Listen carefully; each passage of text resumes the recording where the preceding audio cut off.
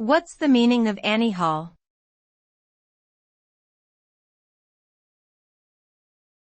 Annie Hall.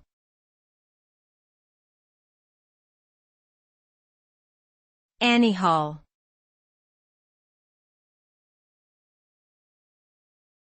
Annie Hall.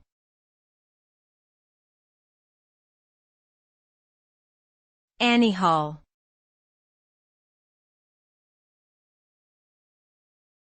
Annie Hall.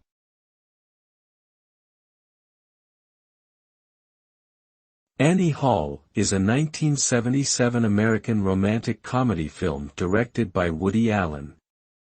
The title character, Annie Hall, is the love interest of the protagonist, Alvy Singer, played by Woody Allen. The film explores their relationship and their individual struggles with love and life.